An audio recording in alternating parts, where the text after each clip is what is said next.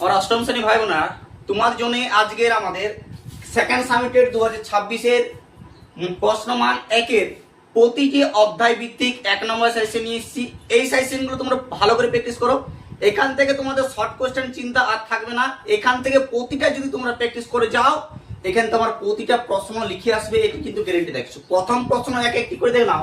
এখানে প্রতিটি প্রশ্নের মান হচ্ছে 1, ঠিক আছে। তোমাদের এমসিকিউ ধরতে পারো, ছোট প্রশ্ন এমসিকিউ, ঠিক আছে। দেখো প্রথম প্রশ্ন হচ্ছে, কবি শক্তি চট্টোপাধ্যায় অধ্যয়ন করেছেন প্রেসিডেন্সি কলেজে। ওকে। 2 নম্বর প্রশ্ন হচ্ছে, রমা যার জমিদারি অভিভাবক ছিলেন তার নাম কি? যতীন।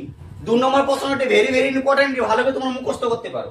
3 নম্বর দেখো, পল্লী সমাজ জন্মস্থান উল্লেখিত একটি গ্রামের নাম হলো পীরপুর।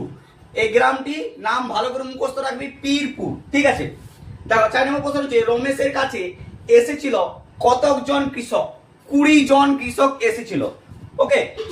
5 নম্বর প্রশ্ন দেখো, এটি শরৎচন্দ্রের একটি ছোট গল্প, কি? মহেশ। দেখো 6 নম্বর প্রশ্নটি সবচেয়ে বেশি গুরুত্বপূর্ণ, জরুরি দরকারে যাওয়ার সময় কবি সওয়ার হয়েছিল কিসে করে? কিসে করে রে? ট্যাক্সিতে করে। কিসে করে? ট্যাক্সিতে করে। 7 নম্বর, ছন্ন ছাড়া কবিতায় বর্ণিত ওরা যে রাজ্যের বাসিন্দা, কোন রাজ্যের বাসিন্দা? ন্যায় রাজ্যে। ন্যায় রাজ্যে মানে নতুন রাজ্যে, ক্লিয়ার। 8 নম্বর, দেখ কবি ট্যাক্সিতে উঠেছিলেন, কবি ট্যাক্সিতে উঠেছিলেন বা কবি যে ট্যাক্সিতে উঠেছে সাথে কতজন লোক ছিল? কতজন ছিল? 3 জন ছোকরা ছিল। কতজন ছোকরা ছিল?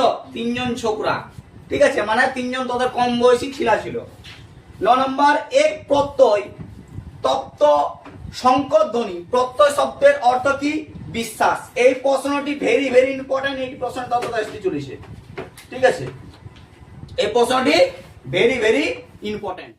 দেখো এবার 10 নম্বর প্রশ্নটি হচ্ছে, কচি পাতার মর্মরিত হচ্ছিল, উত্তর হবে বাতাসে, ঠিক আছে। 11 নম্বর প্রশ্ন হচ্ছে, উদ্ভিদে প্রাণ আছে এই সত্যটি প্রতিষ্ঠিতা করেন কে? জগদীশ বসু বা জগদীশ চন্দ্র বসু।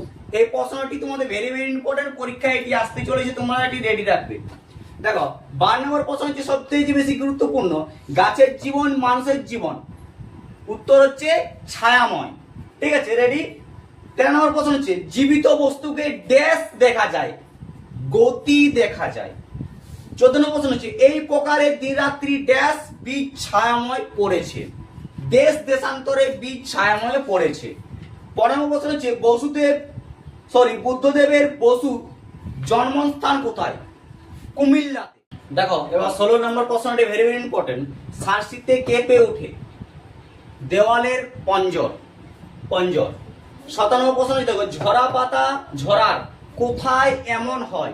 পার্কে, বেঞ্চিতে। মোস্ট ইম্পর্টেন্ট প্রশ্ন। 18 হচ্ছে, সময় অন্তহীন। অন্তহীন বলতে কি বোঝায়? অন্তহীন বলতে যার শেষ নাই তাকে অন্তহীন বলে বোঝায়। 19 নম্বর, ঘরে ঘরে জ্বালা যায় ড্যাশ নিদমম, স্বপ্নে। 20 নম্বর প্রশ্ন হচ্ছে, মিষ্টি ছেলে ঘুম যায় কোথায়?